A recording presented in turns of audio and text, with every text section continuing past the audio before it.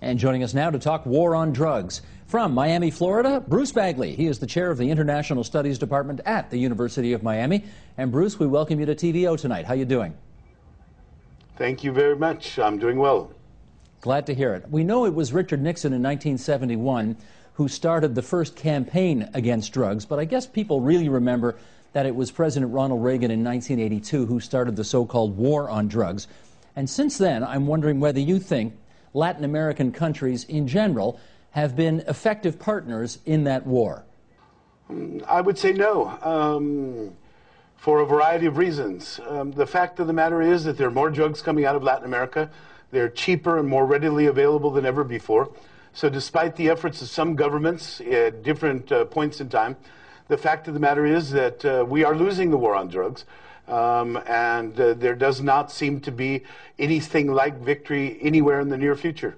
Of late, in particular, the war on drugs seems to be doing rather badly in Mexico.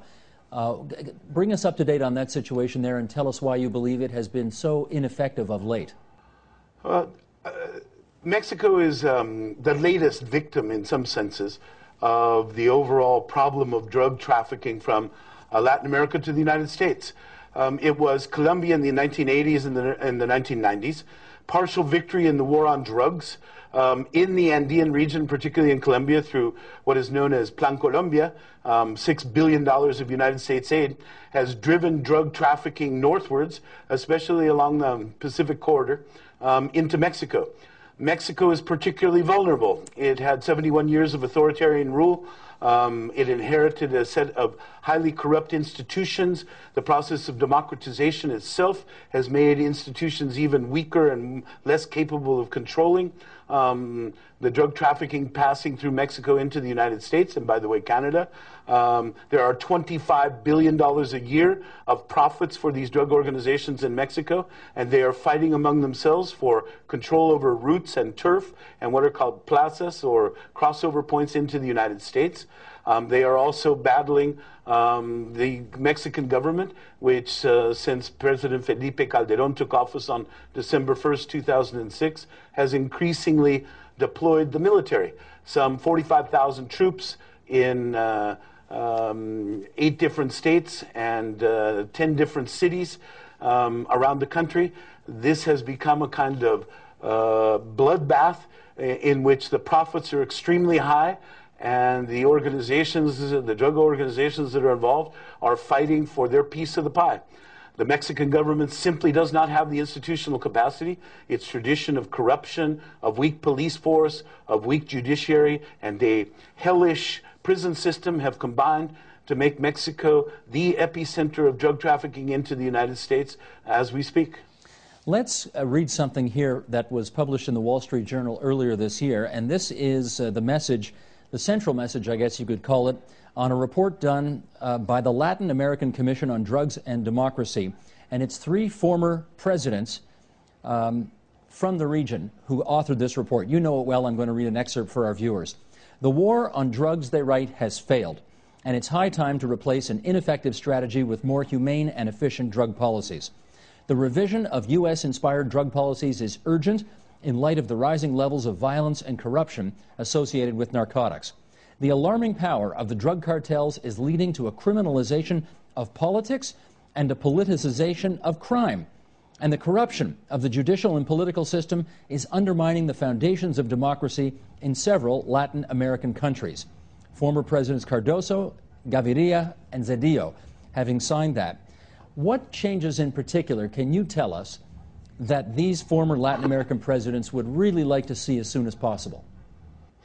I think the first point to make is that all of them come from countries that have suffered massively under this so-called war on drugs, which is in of itself a misnomer.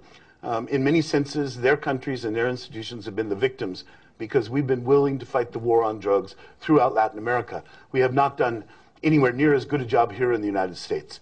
So there are 2 things that they first want. They want a policy that moves away from the kind of rigid prohibitionist approaches that have proven not to work over the last 30 to 40 years of this modern war on drugs.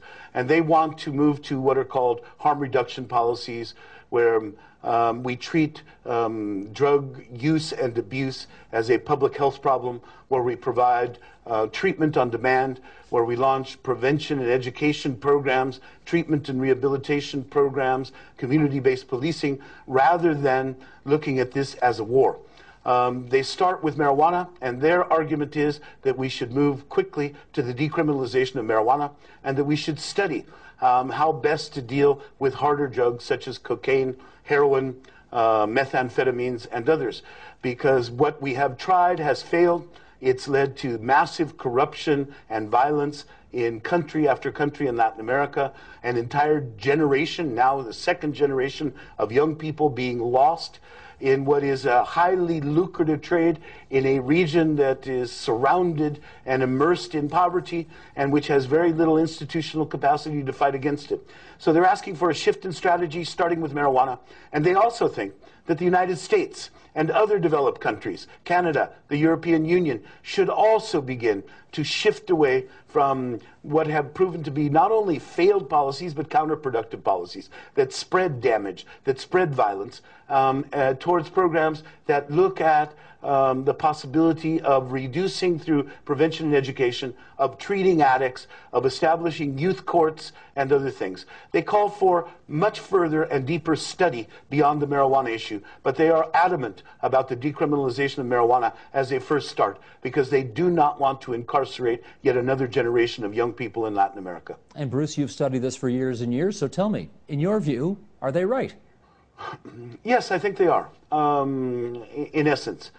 In fact, I don't think they go far enough in a couple of different ways. But clearly, what we have been doing, actually since 1914, when the United States began to make drugs such as cocaine and heroin illicit, 1937, when we finally banned marijuana altogether, this is moving on to a 100 years war.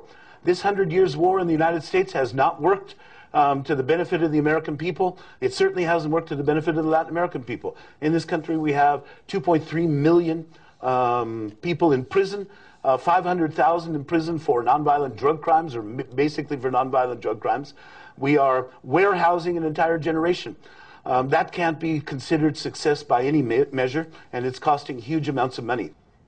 Tell me this, though. You pointed out earlier that it's been almost 100 years that the United States has, in some form or other, been targeting Latin America in a kind of a war on drugs. Why do you think it's taken as long as it clearly has for people in a position of authority, or I guess former authority is a better way to say it, to come forward with some kind of really hard-hitting alternative to the way it has been for almost a